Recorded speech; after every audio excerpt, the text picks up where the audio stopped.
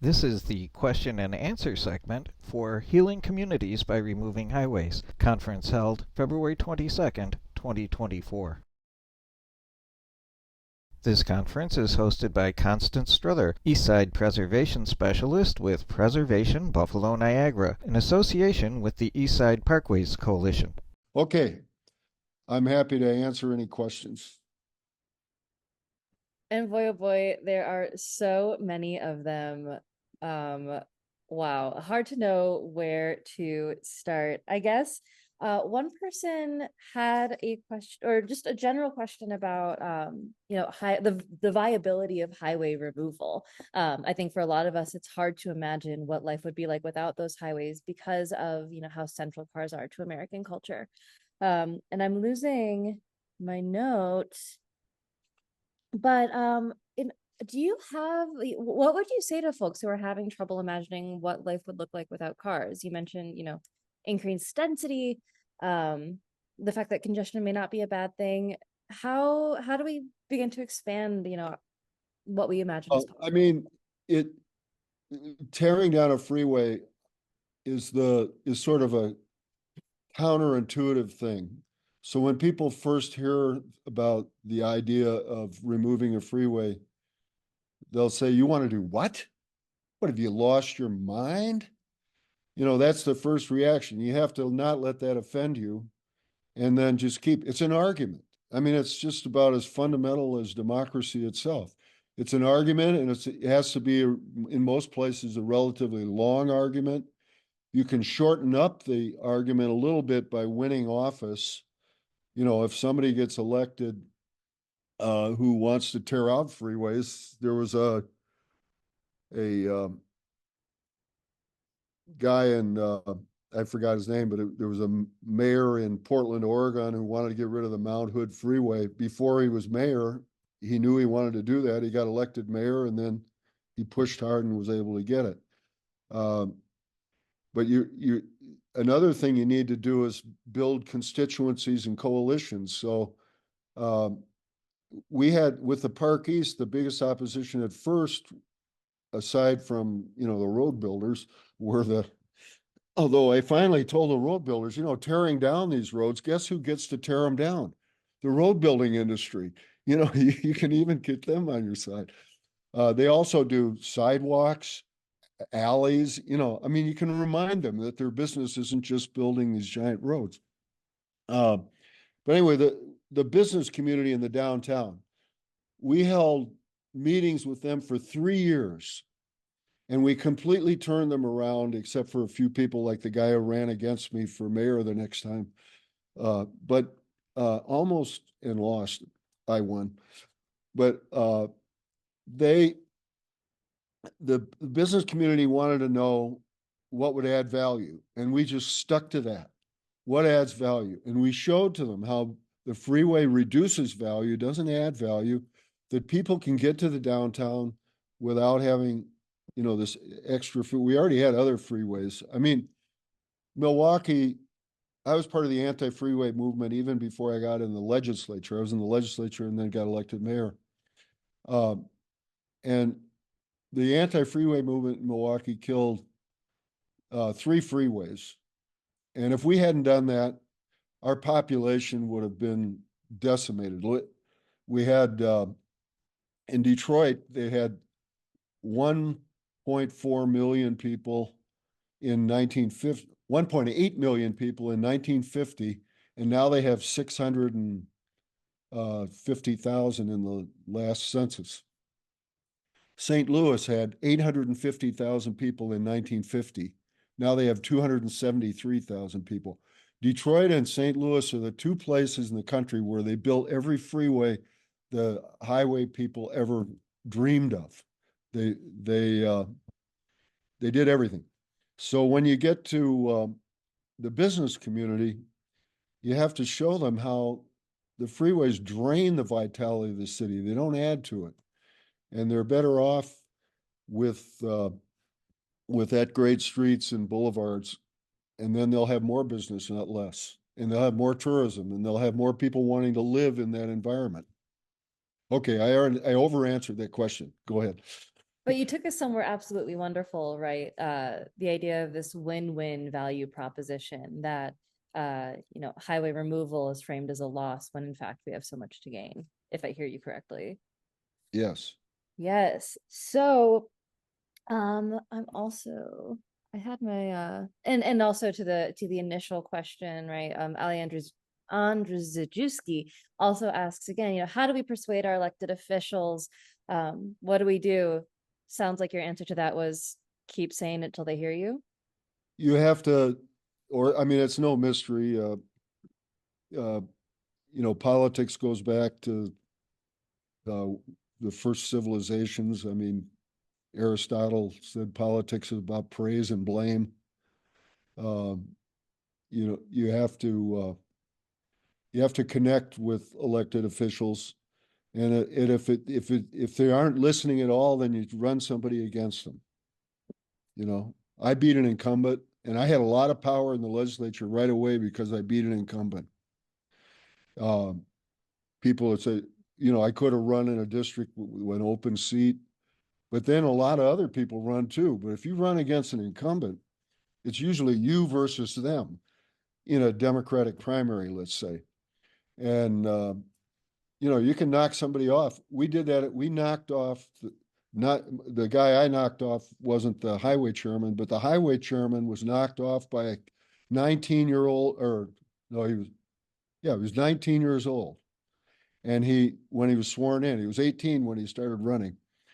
And he knocked off the guy who was highway chairman that was promoting freeways in Milwaukee. We knocked off a whole bunch of legislators from Milwaukee that were pro-highway. And they eventually, even the ones that were still there that were pro-highway, all of a sudden they changed their mind. I actually think that these highways have gotten out of hand. I'm kind of coming around to your point of view. That's what happened. So pressure, but also respectful information, debate, find somebody in their districts to talk to. Social media, which I'm not an expert on, obviously, but I mean, in terms of computers and all that kind of stuff. But you guys are, anybody under 40 or 30 anyway.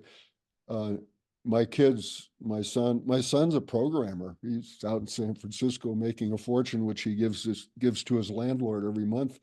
But yeah, no, it's just organize, and make look at what happens in other cities and try to replicate it. They tore down a freeway in Chattanooga, Tennessee. They did. The Riverfront Expressway. It was more like a long lane, a long ramp coming off another freeway, but they tore it down. And that's a Trump. Well, the city itself votes against Trump, but it's the metro area is pretty much a Republican kind of conservative place, and they did it. And it's happening all over the world now. I mean, they've torn down 13 freeway segments in Seoul, Korea. After the Korean War, the Americans were there, and American contractors and MacArthur, all this. After the Korean War was over, the American contractors talked them into building all these freeways, and they've taken a lot of them out in Seoul. It's a model for other parts of the world. And it's so good to have those models for what the world could look like without, highways strangling our downtowns. The whole logic behind the freeway is dying. I mean, it's, they're pushing something that is both toxic and irrelevant at the same time. There's nothing to it. There's no value to it. And it's tempting to talk to one of these traffic engineers, say, do you realize what you're doing is worthless? Now, real quick, I had a conversation when I got elected mayor. I got the legislature to give me a gift. They changed it so that I appointed instead of having a commission that I appoint and then they would pick the cabinet members. I picked the public works director, and the public works director told me I was a one-term mayor. I said, well, did you read what the legislature did? He said, you're going to be a one-term mayor. Because he didn't like what I was saying about freeways. And I said, well, did you read what the legislature gave me the power to appoint you, and your term runs out in November. It's 5 months away. You're going to be out. And all of a sudden he changed his whole attitude, or tried to. But he came to me with a plan, and the plan was to put right turn lanes all over. He called them traffic hotspots. So he's going to tear down buildings, tear down houses to put in right turn lanes on all the major intersections in Milwaukee. I said, are you planning on drawing your pension after you retire? Are you saying I'm retired? No, I'm not saying you're retired right now. I'm just saying, when you do retire, are you planning on drawing your pension?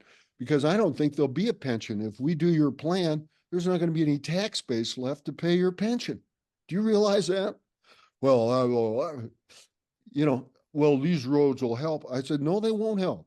They're going to hurt. They're taking away the tax base that pays your salary and your pension.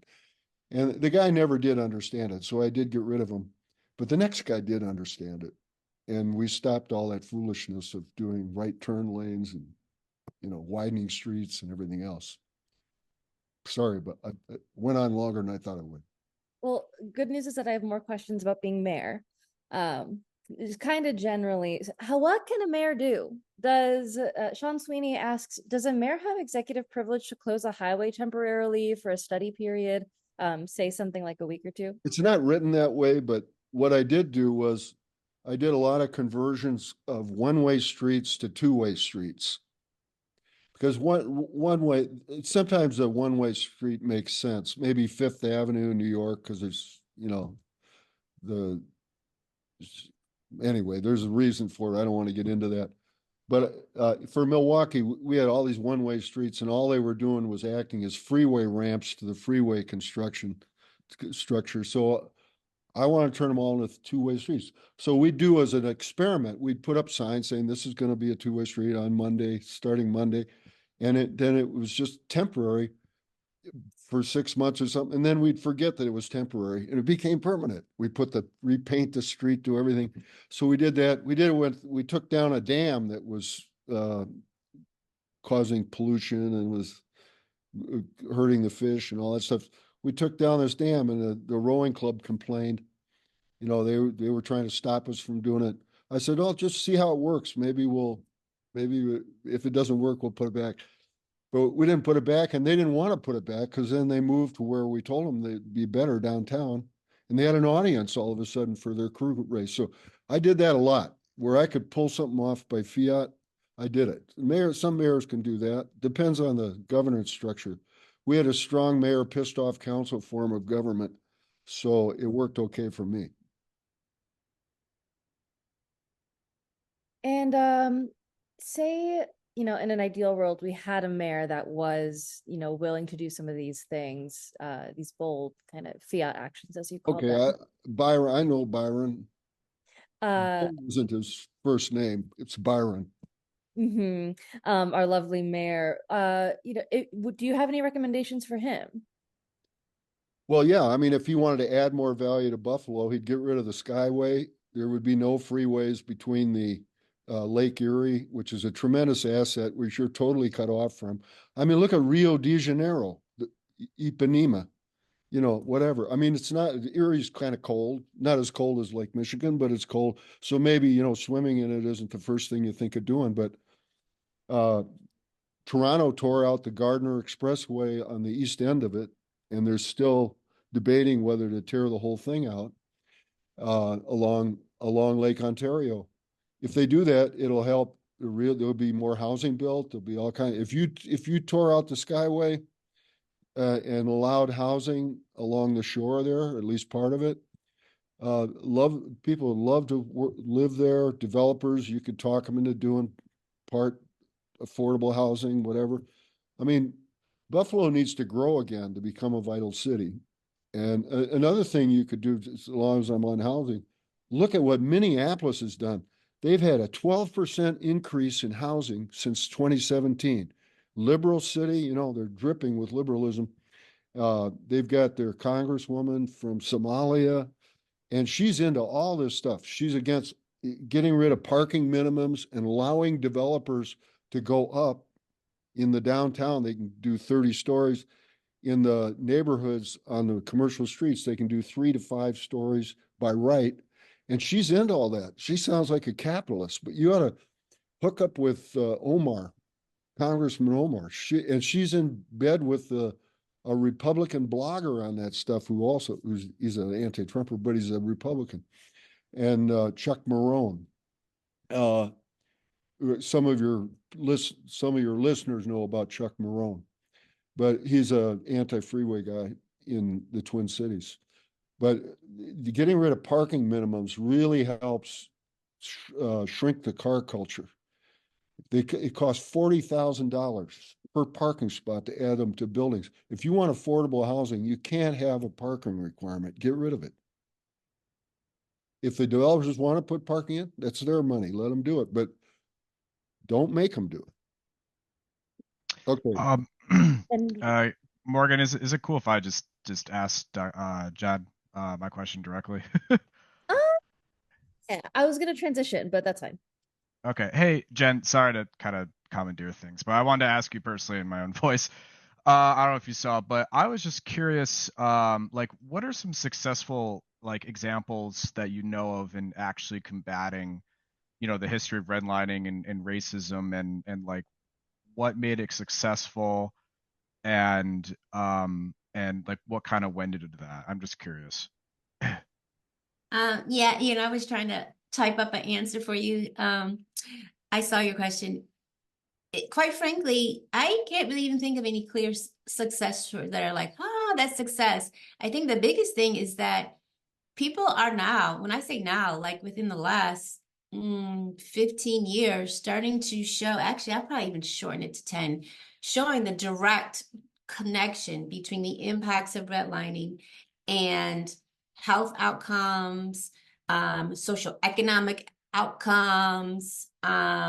I think one of the greatest books that was published was The Color of Law, which to me, it's like one of the clearest books that talks about exactly what redlining was and the impacts. But now you see people doing studies that are showing like, oh, formerly redlined neighborhoods have less tree canopy. Formerly redlined areas have a higher infant mortality rate. Like you're now starting to see these connections.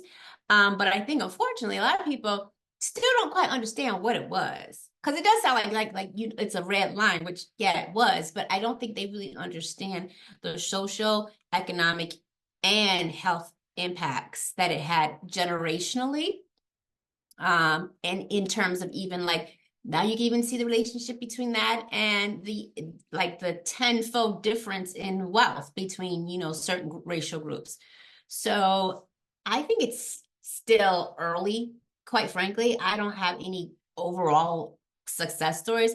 I think probably another success I should say is I think because the people who do understand the impacts, they are a little bit more keen to looking at the reverse, so like gentrification. So people are a little bit more aggressive and assertive for thinking about, okay, well, let's make sure this doesn't have these kind of gentrifying effects. So that's at least in the orbit of some people and their thinking. But I mean, someone else comes up with a success story, please share, but I don't have any overriding like success story.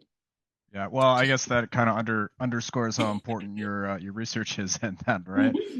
All right, but that was thanks for your insight. I appreciate that. So sure. Yeah, so it is 7:34. Technically, this event ends at 7:30, but we do have an extra half hour with our panelists for a more looser discussion. But I want to toss it to Jeff for some announcements before we go on. And then I have a joint question for Jen and Mr. Norquist, Professor Roberts and Mr. Norquist. All right, thank you very much, Morgan. Appreciate it. And what an amazing program this has been. Dr. Roberts, thank you so very, very much. And John, we really appreciate both of you spending time with us this evening. I just want to take a moment. We do want to try to get as much Q&A in. I see a lot of chat coming in as well. And thank you for all the wonderful participation that we've had. But before, we just don't want to, I mentioned this at the onset, that we do have a to-do for folks. And what I'd like to just get to here, and if you can see my screen, and we've been through some of the Q&A, but I want to, again, folks are you're more than welcome to stick around for some more discussion, but we want to be respectful of people's agendas. But here's the to-do.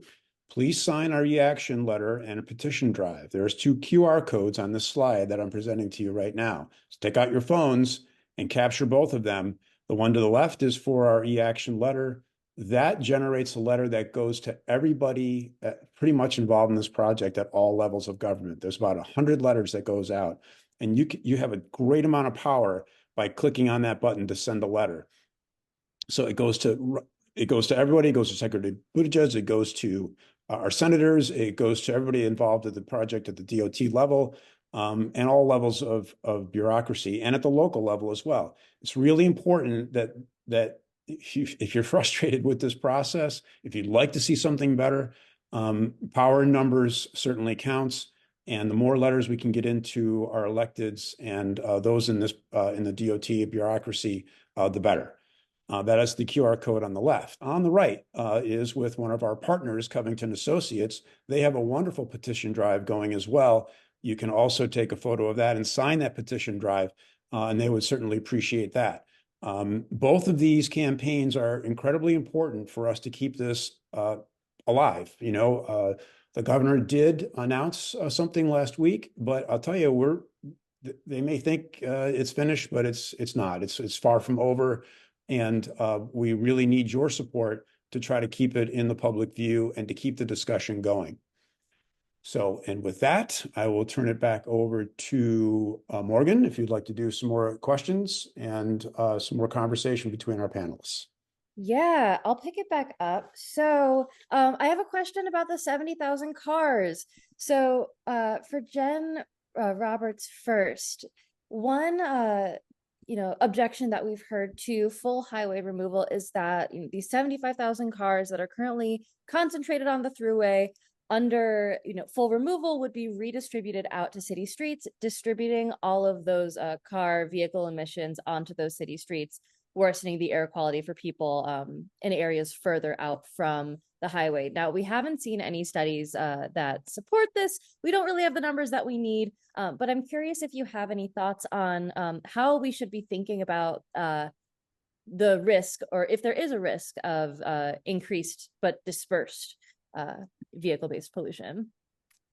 I think when we talk about risk and pollution, it's a burden we all have to carry, and it shouldn't be one that is differentially or more highly disadvantaged one group over the other. And so if there's something where it's a little bit more uniform, where we all shoulder the burden, that is what I support. I am not a traffic engineer or anyone who has that expertise, but if I had to put money on it, what we have seen pre and post pandemic, I feel there's just less vehicular traffic in these high prime times in terms of getting to a certain job at 9 a.m. or getting home at a certain time. I think a lot of people are doing more things at home. So that may be one way that we also mitigate it. But I know from what we've seen before and some of the work that some of the folks have done with Eastside Parkway Coalition, it does show that the arterial roads can support this traffic.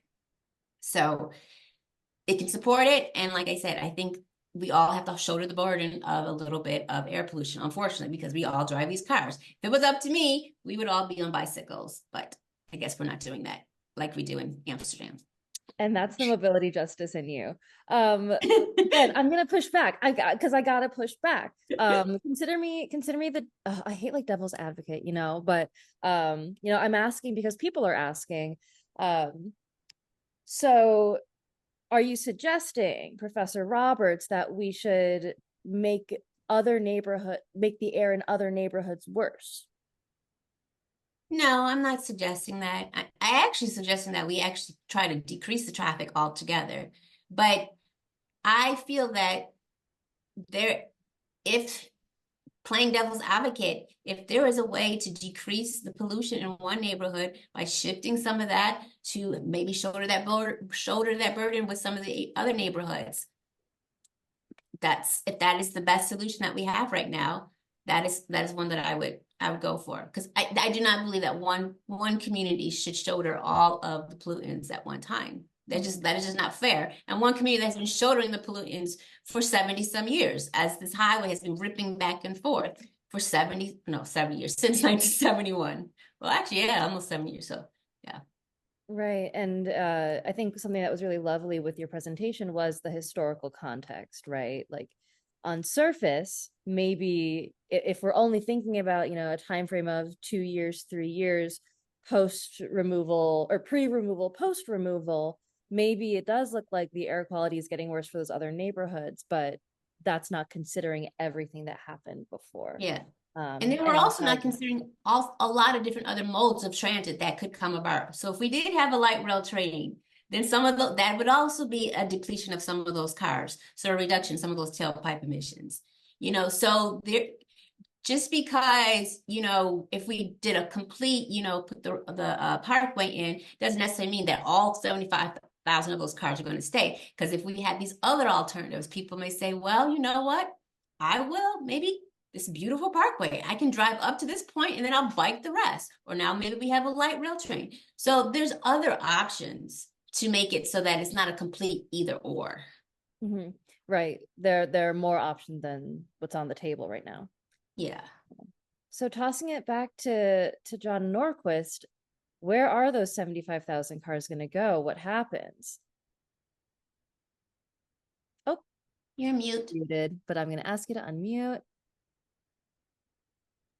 I told you I'm not a social media expert, but anyway, there are lots of studies that show what happens, and most of them end up saying that a lot of the traffic just disappears, which sounds weird, but the freeway assembles the traffic. So if you don't have the freeway, it disassembles the traffic and it spreads out. Some of the streets that are near the Kensington are maybe at 8% of capacity. The businesses probably aren't doing as well. If the businesses that are left are probably not doing that well because there's not enough travelers on the road to feed the business. So, it spreads out. Some of it disappears. Some of it uses transit. In Seoul, where they have a good transit system, a lot of it shifted to the subway system. But in Buffalo, definitely, for $1 billion, you could build another line radiating from downtown to the east side. You had that cab driver that blocked having the streetcar line go to the old train station in Buffalo. You could finally, if they're going to move the Amtrak station to that big old station on the east side, they could run a streetcar line out there, and that would help a lot. Run a streetcar line to the airport, which some people have suggested. That for $1 billion, you could do that. And now, instead of having a concrete cap with some trees that won't be able to root very well, as Dr. Roberts pointed out, do that. So they assemble the traffic, disassemble the traffic. It won't be a problem. It wasn't a problem before the freeway, was it? Go back and read the history books. So they say, oh, we have this terrible problem. All the traffic on our neighborhood streets. We have to build a freeway. They didn't build a freeway because of the neighborhood or the neighborhood streets. Absolutely not. No, the winning essay at the Buffalo Seminary, which is a local high school, their essay competition back in probably like the 1890s or like 1920s was an essay about this girl riding a streetcar up Delaware Avenue and writing what she saw. Mark Twain said that was the best essay, but we don't have those streetcars to marvel at anymore. Anywho, so Kayleen Christic asks, could you speak to the impact the Kensington Expressway had in terms of traffic loss on radial streets? What impact would you expect for those arterial and radial streets with the removal of the expressway. So we have these streets, Jefferson, Fillmore, that used to have all this commercial life until they were cut off by the 33. Do you have a sense of what we might expect to see on those formerly commercial corridors? They'd if go the highway back to were what they removed? were. They would go back to what they were before. They would go back to the norm before the freeway. And that they would create more mobility for the people in the neighborhood. And I mean, you've got lots of options. Drivers, you know, when everybody says other drivers are stupid, you know, somebody cuts in front of you or whatever, then you get people get upset about that. But actually, drivers are pretty smart as far as picking routes, and they have computers now. They can look on their phone and see what the best route is. It'll all work out. It's not. The problem is the concentration of the traffic on the freeway. It creates congestion at the nodes, and if you get rid of the freeway, then there's no problem in Paris. Have you heard news reports from Paris saying the city had to shut down because they took out the Pompidou Expressway? No. Vancouver, no freeways whatsoever. So it's a city of 700,000 people, and it works just fine. It's like untying knots. The knots come untied, life is good. It's like the end of the William Tell overture. Da, da, da, da, da, da, da, da, da. That's how life is without the freeway. It's beautiful with the Park East, which is gone in Milwaukee. People walk along the boulevard and enjoy life. $1 billion of property value went in there. Great. I'm going to chime in here on your point, John, that you just made regarding the commercial streets. Economic development on the commercial streets, such as Broadway, Fillmore, Sycamore, William Street, Jefferson, will all flourish with the stabilization program that I run. It's a $5 million program. We are the LPA under the ESD. It's a state program. We are stabilizing these buildings. They're going to be mixed use. So moving the traffic onto these radial streets is going to feed into those commercial strips and revitalize, and the economic development, the price value will go up in terms of housing, you know, generation wealth, all those factors will all go up.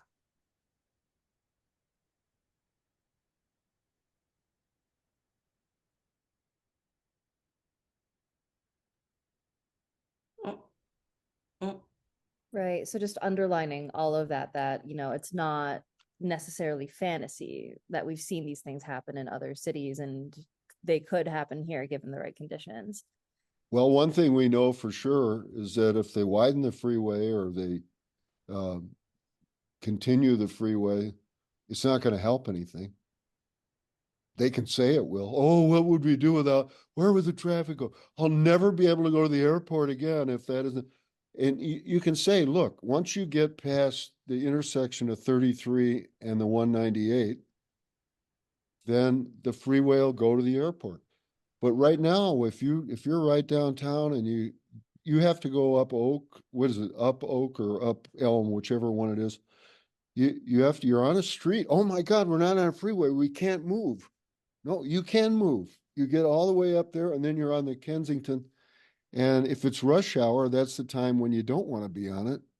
Whereas if you have a mix of boulevards and streets and options, then it doesn't congest as much. You're better off. All right. Last question for both of our panelists, since it's about time to wrap up, and we want to make sure that we give folks time to sign off on that e-action letter. So question from Beth Wales and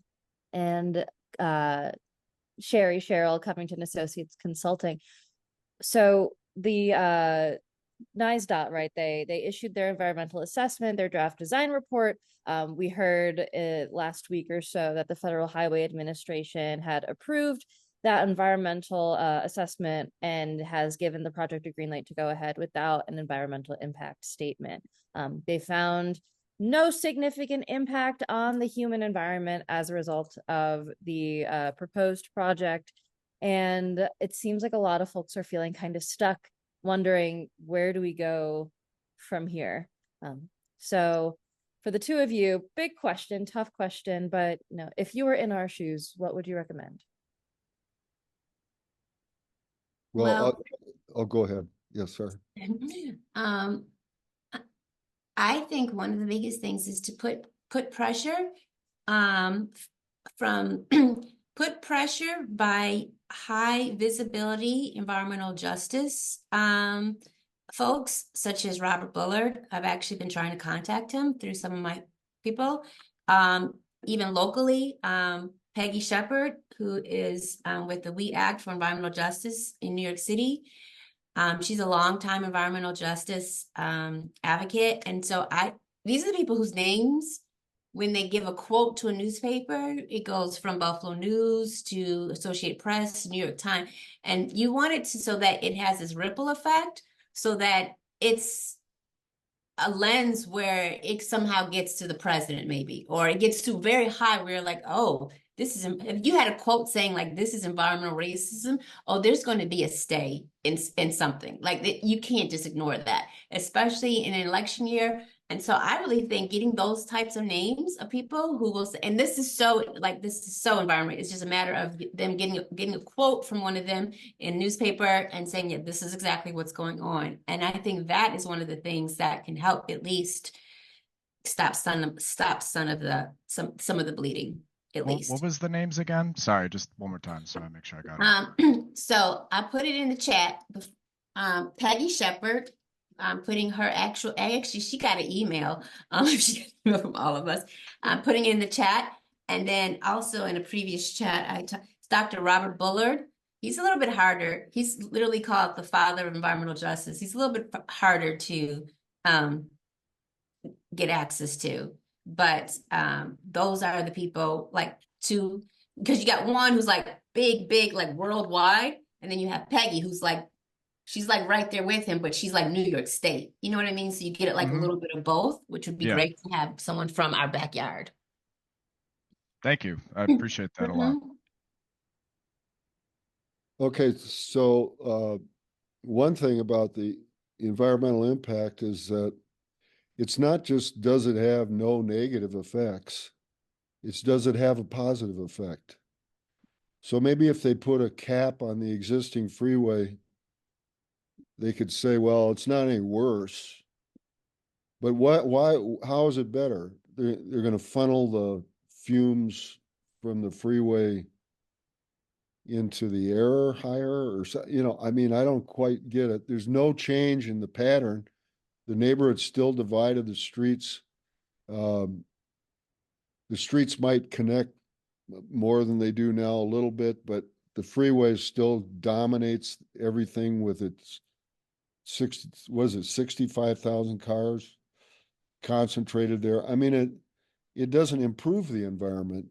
And just think about, if it was in Scarsdale or Suffolk County or something like that, you think those people would put up with a skanky cap on top of a freeway? No, they'd want the boulevard back. Put it back the way it was. And the DOT and everybody scamper around. Oh, we better do it or those people are going to be mad at us. But because of where it is, it's because it's not a bunch of rich people. They're going to give you this skanky cap on top of the road, and the road will still be doing the damage. 65,000 cars going through there, blowing exhaust, concentrating the traffic, taking the life out of the neighborhood around it. Not a good idea.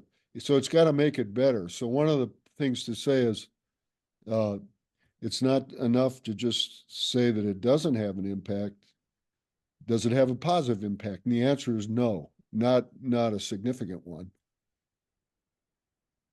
Can I just add one more thing to that as well? If it's also a way in framing it in the sense that it can make the city so much more attractive because of the fact that I constantly hear more and more generation, I don't know what letter we're on, AA, B, the latest generation. They don't want cars. They want to live in walkable communities. They don't want to be, a lot of them don't even have a driver's license. So if we turn into like we don't have to turn into Portland, but if we had a town that had a lot of this walkability, it could actually help increase the population, which I know that's always you, or at least maintain. We don't want our people to keep leaving. And so if you had that generation, particularly that generation, because I know that is the generation that you're really wanting to keep in Buffalo, that could be a aspect that keeps those people or lures more folks in, you know. And so being able to show, wow, this is a walkable city. So all of a sudden these areas get walk scores of like 90, as opposed to right now, there's probably a walk score of like 20. If you guys are familiar with Right. walk scores. Walk scores is Yeah. like the same thing as 0 to or 1 to 100. Yeah. And so that's another way to kind of frame the argument, to say, hey, we could keep people, bring more people in.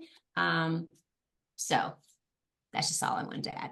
Yeah, no, that's a great point. I've always said that myself. So thanks for saying that. Like, you know, especially Buffalo, like Buffalo in general needs to grow, and you want younger folks and younger workers coming in. And like you said, those folks generally don't want to live in very car dependent areas. So I appreciate you for, you know, making that point. So.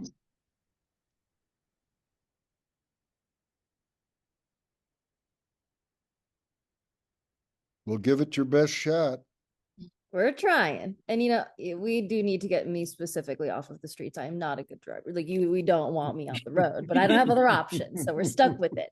And I'll toss it back to Jeff, Jeff and Constance for closing. Thanks, Morgan. Thank you. All right. Well, thank you again, John Norquist and Dr. Jennifer Roberts, for joining us this evening. And thank you to all the participants out there that have taken time on a Thursday evening to join us in this discussion. It's been robust, and I think hopefully you got something out of it. There's just a couple things I'd like to mention. Once again, I'm going to share my screen here, and hopefully I'm going to share my screen here. And what I'd like you all to do is to go to the eAction QR code here on the left and send a letter to our politicians. You can do that. There's power in numbers. We've had a successful drive so far, but we need more numbers. We need to get their attention with this. And on the right, there is a QR code for Covington Associates and their petition drive, which also could use your help. So please take a moment here, take your phone out, capture these QR codes and follow up on it so you don't forget. As we exit here, please don't close out your tab. You should be getting a survey if I'd set it up right. Hopefully I did. And you'll have an opportunity to give us some feedback about this session tonight. Once again, I want to thank everybody for joining. And I want to thank Constance Strother, who has done a wonderful job putting together this program, and Preservation Buffalo Niagara for helping us sponsor it, and to Morgan and Ian for helping us moderate tonight's event. So with that, I wish you all a good night, and please get involved, help us out. We all know that this is a bad idea, and I think in our numbers, we can make a change. And I just want to say thank you to my team from ESP, I'm Morgan and Jeff and Ian, and also to our special guests, Dr. Jennifer and John Norquist. Thank you so much for joining us. I really appreciate your presentation to educate the public so they can make an informed decision based on, facts. So thank you again. And thank you, PBN. Thank you, Bernice, for believing in me. Appreciate you. Thank you.